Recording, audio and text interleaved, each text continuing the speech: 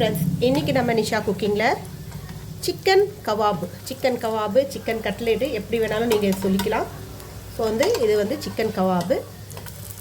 இந்த சிக்கன் கவாப் சில பேருக்கு நல்லா சாஃப்டாகவும் வராது, அதே சமயத்தில் பிரிஞ்சு போயிடும். எண்ணெயில் போட்ட உடனே உடஞ்சிடும். இந்த உடையாமல் இந்த மாதிரி நல்லா சூப்பராக ரெஸ்டாரண்ட்டில் நம்ம வாங்கி சாப்பிடும்போது டேஸ்ட்டில் இந்த சிக்கன் கவாபு நான் இப்போ செஞ்சுருக்கேன். ஸோ அவ்வளோதான். இந்த அருமையான கவாபு நீங்களும் ட்ரை பண்ணி பாருங்கள். ஸோ எண்ணெய் அதிகமாக தேவைப்படாது. நார்மலாக நம்ம வீட்டில் இருக்கிற பொருட்களை வச்சு செஞ்சது. டேஸ்ட் செம்மையாக இருக்கும்.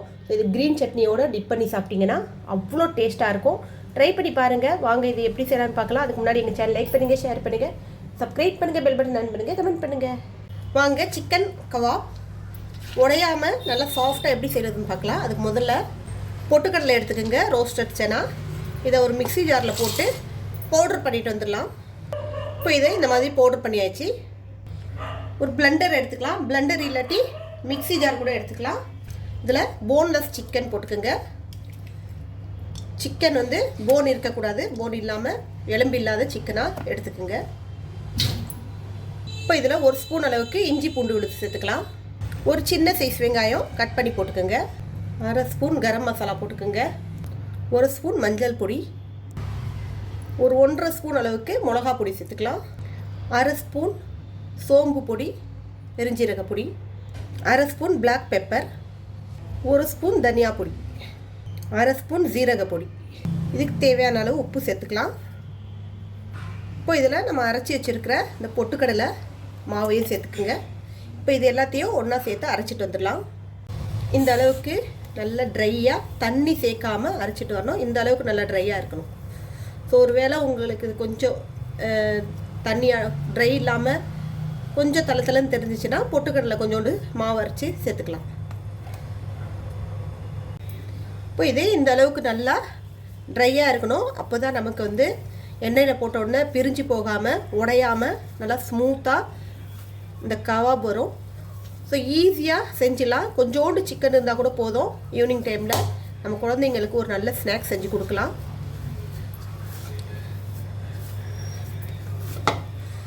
இதில் நான் வீட்டில் உள்ள மசாலா தான் சேர்த்துருக்கேன். எல்லாமே எதுவுமே நமக்கு வெளியிலேருந்து வாங்க வேண்டிய பொருட்கள் எதுவுமே கிடையாது. எல்லாமே நம்ம நார்மலாக நம்ம சமையலுக்கு யூஸ் பண்ணுற மசாலா தான். ஸோ அவ்வளோதான். இப்போ இதை நம்ம எந்த ஷேப்பில் வேணாலும் கவாப் செஞ்சுக்கலாம். இப்போ கையில் லைட்டாக எண்ணெய் கொஞ்சம் தேய்ச்சிட்டு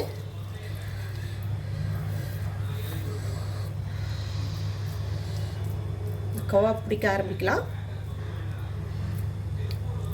வடையாட்டம் நம்ம கட்லெட் ஆட்டம் செஞ்சு கொடுக்கலாம். இந்த மாதிரி செய்யும்போது டேஸ்ட்டு கொஞ்சம் நல்லா இருக்கும். சீக்கிரம் வேகும், உள்ள வரைக்கும் நல்லா வெந்துடும். ஏன்னா நம்ம கறி பச்சையாகவே போட்டிருக்கோம், வேக வைக்கல. ஈஸியாக செஞ்சிடலாம். டக்குன்னு ஒரு கெஸ்ட்டு வராங்கன்னா கூட 10 நிமிஷத்தில் இதை செஞ்சு நம்ம ஸ்டார்டர் ஆட்டம் வச்சுக்கலாம். இந்த மாதிரி வடையாட்டம் செஞ்சுக்கலாம். அப்படி இல்லைன்னா இந்த மாதிரி ஷீக் கவாபாட்டம் கூட செய்யலாம்.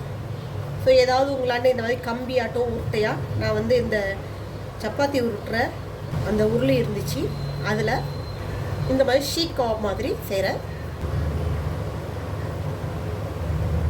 இந்த மாதிரி வரும். ஸோ உள்ள கேப்போட இதான் ஷீக் கவாபு. லைட்டாக எண்ணெய் தடவிக்கிங்க. இந்த மாதிரி பிடிச்சி கொழுக்கட்டைக்கு நம்ம எப்படி பிடிப்போம் நீட்டாக அந்த மாதிரி பிடிச்சிக்கிங்க. இப்போ இதுக்குள்ள வச்சு இப்படி அழுத்தினோன்னா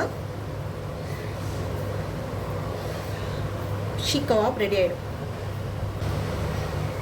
ரெஸ்டாரண்ட்டில் ஹோட்டல்லலாம் நம்ம போய் வாங்கி சாப்பிட்ருப்போம், ரொம்ப எக்ஸ்பென்சிவ். ஸோ ஈஸியாக செய்யக்கூடிய இந்த கவாபு ரொம்ப சீப்பாக ரெடி பண்ணிடலாம். ஆனால் இதை நம்ம ஒரு 2 பீஸு 100 ரூபா 150 ரூபா கொடுத்து வாங்கி சாப்பிடுவோம். ஸோ இது செய்கிறதுக்கு இந்த மாதிரி சாண்ட்விச் செய்கிற பேன் இருந்துச்சுன்னா எடுத்துக்கோங்க. அப்படி இல்லைனாலும் பரவாயில்ல, நம்ம நார்மல் தவாலே செஞ்சுக்கலாம். இப்போ இதில் செஞ்சோன்னா இந்த கோடு அந்த கவாப் மேலே அழகாக தெரியும், நீட்டாக விழுந்து. அதுக்காக நான் இது வச்சேன். இப்போ இதில் எண்ணெய் ஊற்றிக்கலாம். ஸோ எண்ணெயும் நமக்கு அதிகமாக தேவைப்படாது. நார்மலாக ஒரு 2-3 ஸ்பூன் எண்ணெய் ஊற்றினாலே போதும். எண்ணெய் நல்லா சூடு வந்ததும் அடுப்பை நல்லா சிம்மில் வச்சுக்கிங்க. ஏன்னா நமக்கு கவாப் வந்து உள்ள வரைக்கும் வேகணும். இப்படி வச்சுட்டு இந்த மாதிரி அழுத்தி விட்டிங்கன்னா இந்த பேனில் உள்ள கோடு வந்து அழகாக அதில் நீட்டாக விழுந்து நல்லா சூப்பராக வெந்திருக்கும்.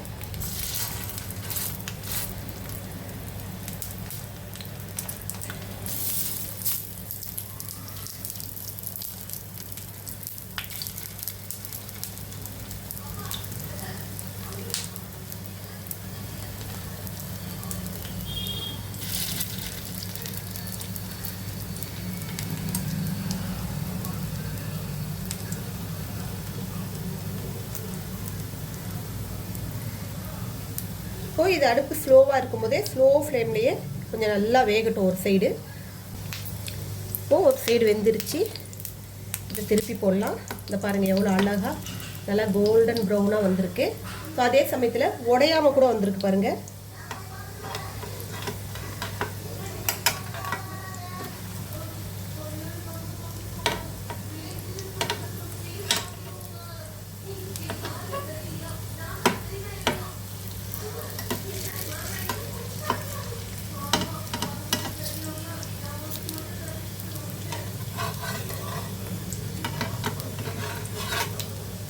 உடையாமல் நல்லா அழகாக கோல்டன் ப்ரௌனாக நல்லா சூப்பராக வருது பாருங்கள். இப்போ கவாப் வந்து தீஞ்சி போகாமல் நம்ம அடுப்பை வந்து ஸ்லிம்மில் வச்சோன்னா தீஞ்சி போகாமல் நல்லா சூப்பராக வரும். ஸோ ஃபுல் ஃப்ளேமில் வச்சு அடுப்பை ஃபாஸ்ட்டாக வச்சு வேக வச்சோன்னா சீக்கிரம் மேலே உள்ளதெல்லாம் தீஞ்சிடும், உள்ளே வந்து அப்படியே வேகாமல் இருக்கும். டேஸ்ட்டும் அந்தளவுக்கு நல்லா இருக்காது. இந்த மாதிரி கொஞ்சமாக எண்ணெய் ஊற்றி லோ ஃப்ளேமில் பொறுமையாக வேக வைக்கணும். அவ்வளோதான், கவாப் சூப்பராக ரெடி ஆகிடுச்சு. நான் ஊற்றின இந்த 3 ஸ்பூன் எண்ணெய் தான், எண்ணெய் அதிகமாக எடுக்கல பாருங்கள். அந்த எண்ணெயும் அப்படியே இருக்குது. இன்னொரு பேட்ச் நம்ம இந்த எண்ணெயிலேயே ஃப்ரை பண்ணலாம். அந்த அளவுக்கு எண்ணெய் அப்படியே இருக்குது பாருங்கள். ஸோ எண்ணெய் அதிகமாக குடிக்காது, தேவைப்படாது. அதே சமயத்தில் நல்லா சாஃப்டாகவும் டேஸ்ட்டாகவும் இருக்கும். செம்ம டேஸ்ட்டாக 10 நிமிஷத்தில் இந்த கவாப் ரெடி ஆகிடுச்சு.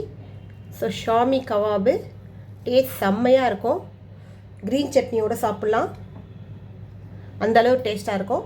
ட்ரை பண்ணி பாருங்கள். இன்னொரு ரெசிபியோடு உங்களை சந்திக்க வரையும் உங்களோட விடைபெறுவது உங்கள் நிச்சயம். எங்கள் சேனல் லாஸ்ட் வரைக்கும் பார்த்தவங்க அனைவருக்கும் மிக்க நன்றி. பாய்.